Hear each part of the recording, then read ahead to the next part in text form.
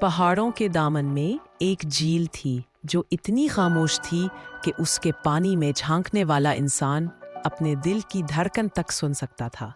لوگ اسے خاموش جھیل کہتے تھے۔ گاؤں کے بزرگوں کا کہنا تھا کہ یہ جھیل صرف پانی کا ذخیرہ نہیں بلکہ اس کے اندر ایک راز چھپا ہوا ہے۔ جب کبھی ہوا رک جاتی، پانی ساکن ہو جاتا تو جھیل کی تہہ سے مدھم سرگوشی سنائی دیتی، ایک نرم اداس آواز جو مدد مانگتی محسوس ہوتی۔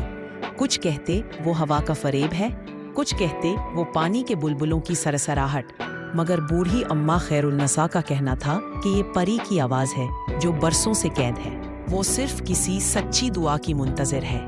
گاؤں میں ایک لڑکا رہتا تھا، عارف۔ اس کی آنکھوں میں تجسس کی چمک تھی اور دل میں دنیا کے راز جاننے کی تڑپ۔ بچپن سے ہی وہ جھیل کے کنارے بیٹھا رہتا، پتھروں سے لہریں بناتا اور ان لہروں کے بیچ چھپی سرگوشیوں کو سمجھنے کی کوشش کرتا۔ ایک رات جب چاند مکمل تھا اور آسمان ستاروں سے جگمگا رہا تھا، عارف نے جھیل سے آتی وہی آواز صاف سنی۔ آواز کہہ رہی تھی، میری قید کا دروازہ کسی دعا سے کھلے گا، مگر دعا جھوپی نہ ہو۔ عارف کے دل میں خوف بھی تھا، مگر اس سے زیادہ ہمدردی جاگی۔ اس نے آسمان کی طرف دیکھا اور آہستہ سے کہا، اے خالق کائنات، اگر یہ آواز کسی مصیبت زدہ کی ہے تو میری دعا اس کی رہائی بن جائے۔ اگلی صبح جب عارف جھیل پر پہنچا، پانی کچھ بدلا ہوا محسوس ہوا۔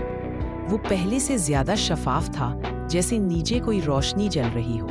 عارف نے جھانکا تو دیکھا کہ جھیل کی تہہ میں ایک ہلکی سی چمک لہرا رہی ہے۔ اچانک ایک مدھرم صورت ابھری، چاندنی جیسی جلد، نیلگوں آنکھیں اور زلفیں جو پانی کے ساتھ بہہ رہی تھی۔ وہ پری تھی۔ اس نے مسکرا کر کہا، عارف، تمہاری دعا نے میری زنجیر ہلا دی ہے، مگر ابھی مکمل نہیں ٹوٹی۔ میری رہائی کے لیے تمہیں اپنا خوف چھوڑنا ہوگا۔ عارف نے لرزتی آواز میں پوچھا، کیسا خوف؟ پری بولی، وہ جو تمہارے دل میں تمہیں خود پر یقین کرنے سے روکتا ہے۔ جب تم یقین کر لوگے کہ سچائی ہی سب سے بڑی دعا ہے، تب قید کا طلسم ٹوٹ جائے گا۔ عارف نے کئی دن جھیل کے کنارے گزارے۔ وہ دعا کرتا، مگر اب وہ الفاظ نہیں دہراتا تھا، بلکہ دل سے سچ مانگتا۔ اس نے اپنے اندر کی خاموشی سے بات کرنا سیکھ لیا۔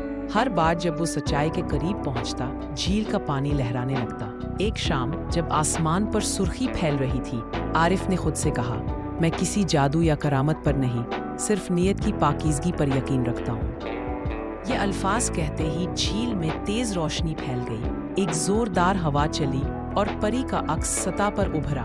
اس نے مسکرا کر کہا، عارف، تم نے وہ کر دکھایا جو صدیوں میں کوئی نہ کر سکا۔ تمہاری دعا سچی تھی کیونکہ وہ تمہارے دل سے نکلی تھی، کسی لالچ سے نہیں۔ اور پھر وہ روشنی میں بدل گئی جیسے صبح کی پہلی کرن۔